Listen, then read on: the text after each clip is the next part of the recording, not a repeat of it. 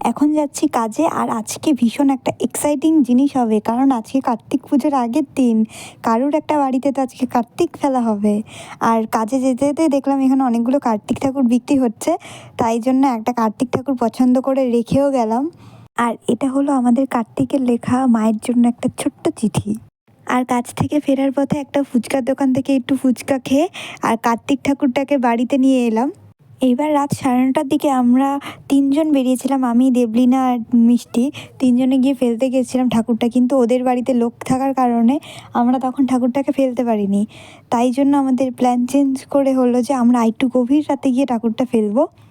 তার জন্য মার হাত পা টিপে একটু মাকে রাজি করানো হলো যাতে আমাকে আজকে দেবলীনাদের বাড়িতে থাকতে দেয়, তাহলে পরেই আমরা গভীর রাতে গিয়ে ঠাকুরটা ফেলতে পারবো। অবশেষে আমার আইডিয়া কাজ করল। এরপর রাতের খাওয়া দাওয়া শেষ করে আমরা টোটো নিয়ে বেরিয়ে পড়লাম আসল কাজ করার জন্য। তখন বাজে রাত 12:15। আর এই দুদিনের মধ্যেই ভীষণ ঠান্ডা পড়ে গেছে। আমি তো সোয়েটারের টুপি মুপি পরে বসে রয়েছি, কানে এত ঠান্ডা হাওয়া লাগছিল। কিন্তু যখনই ওর বাড়ির কাছাকাছি চলে এসেছি ওই টেনশনে আমার গরম লাগছিল আর কানের টুপি সব খুলে ফেলেছি। যখন এই কাজটা করতে যাচ্ছিলাম না, পুরো মনে হচ্ছিল চুরি করতে যাচ্ছি। ওদিক থেকে কুকুরগুলো ঢাক দিচ্ছিল, খুব ভয় কাজ করছিল। আর বাড়িতে এসে দেখছি তখন 12:10 বাজে। এরপর জামা ঠামা ছেড়ে একটু ফ্রেশ হয়ে নেল পালিশ পরলাম, একটু লুডো খেললাম, আর তারপর ঘুমানোর সময় করলাম প্রচুর প্রচুর প্রচুর গল্প।